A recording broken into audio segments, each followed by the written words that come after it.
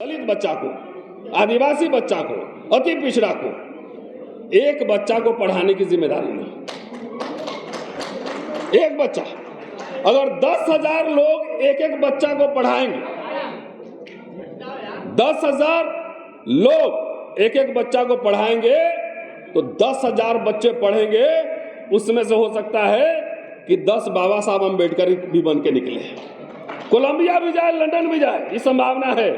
जब खेती नहीं जोतोगे तो फसल कहां से मिलेगा?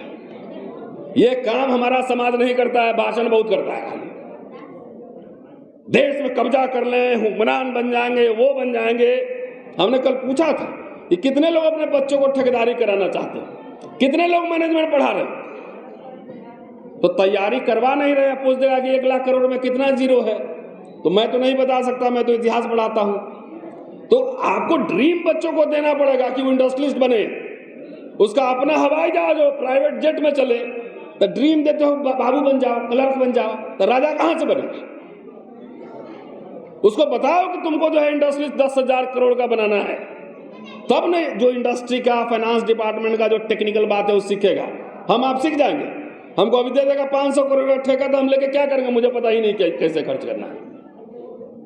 तो ये गंभीरता से कह रहा हूं कि इसका जो बीजेपी आरएसएस का कैंपेन चलता है भाई से भाई को लड़ाने का, उसका काट यही है कि जो साथी भी सुन रहे हैं, सब एक बच्चा को अंग्रेजी मीडियम में पढ़ाने का जिम्मेदारी लो। 2 से 3 हजार रुपया खर्चा महीना का होगा। इससे कोई उतना बचा के तुम लाल किला नहीं बना लोगे, नहीं बनाओगे लाल किला।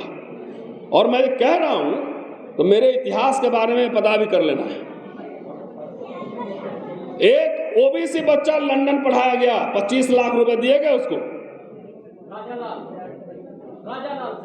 एक बच्चा जर्मनी में पढ़ा, एक बच्ची अभी कलकत्ता में पढ़ रही है। तीनों मिला के 45 लाख रुपए खर्च दिया गया पढ़ाने का, फुल। अब पूछे पैसा कहां से लाए? ईडी वाला पकड़ेगा? हमने आप ही लोग से मांगे और सीधे उसके अकाउंट में घुसवा दिए। याद है ना? जिन लोगों ने दिया होगा सीधे उनका अकाउंट में डालो इसमें, ठीक। अब ये काम ऐसा नहीं है कि आप लोगों ने चंदा नहीं दिया, लेकिन बहुत लोगों जो चंदा दिया उसका चंदा मट्टी हो गया। वो खाली 2-2 घंटा का भाषण मिला। भाषण ही शासन है, इसमें हमारे लोग बहुत एक्सपर्ट हैं।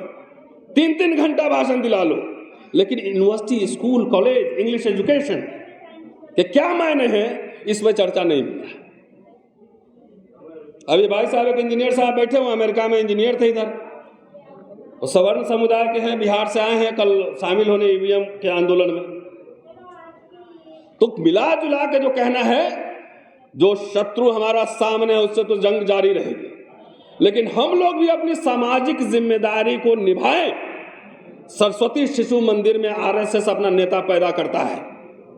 हमारा नेता जो है सोचता है कि खाली कैडर कैंप में पैदा हो जाएगा, रिटायरमेंट के बाद आता है नेता बनने। तो जब ऊर्जा नहीं रहेगी, पढ़े लिखे लोग, आपको अंग्रेजी बोलने वाले लोग संसद में, विधानसभा में नहीं जाएंगे, तो बहस क्या करेंगे? ठेंगा। 10,000 लोग ऐसे पैदा करो। क्यों लक्ष्मण यादव बोलेगा, रतनलाल बोलेगा? खाली हर यूनिवर्सिटी से, हर शहर से, गली गली, गांव गांव से ऐसे बहादुर लोग पैदा करिए, तब जाके आपकी मुक्ति होगी। नहीं तो इतिहास के छात्र होने के नाते मैं दावे के साथ कह रहा हूं, मैं इतिहास पढ़ता हूं ना, तो जितना पीछे देखता हूं ना, उतना ही आगे भी देखता हूं कि आगे क्या होने वाला है। तो कम से कम आपकी गुलामी निश्चित है। बाद में ये मत कहना कि हमने जताया नहीं, समझाया नहीं था। जब जंगल में आग लगी हुई है और सब लोग भाग रहे हैं, हम लोग भाग नहीं रहे हैं, बहादुरी के साथ मोर्चे पर लड़ रहे हैं कि जब इतिहास लिखा जाएगा, जब हम नहीं रहेंगे, तो आने वाली पीढ़ियां कम से कम याद रखेगी कि जब तुम्हारे बच्चों के स्कूल, कॉलेज, रोजगार सब बंद किए जा रहे थे, तो कुछ लोग वैसे थे जो सड़क से लेके संविधान, कॉन्स्टिट्यूशन क्लब तक लड़ाई लड़ रहे थे। इसलिए भी कह रहा हूं, इसलिए सिर्फ ताली नहीं बजाना है। गांव के पास देखो, सबसे ब्राइट बच्चा कौन है? सेनापति तो एक ही होता है, एक साथ लाखों बच्चे नहीं पढ़ा सकते हैं, लेकिन पूरे देश में आवाज जा रही है सोशल मीडिया के माध्यम से। एक एक बच्चा पढ़ाओ, दूसरे जात का पढ़ाओ, गरीब बच्चे का पढ़ाओ, अगर ये नहीं करेंगे तो आरएसएस बीजेपी कामयाब हो जाएगा ये कहने के लिए कि उसका बेटा तो आईएएस बन गया, तुम्हारा बेटा तो जूता ही सी रहा है, तुमको क्या मतलब है।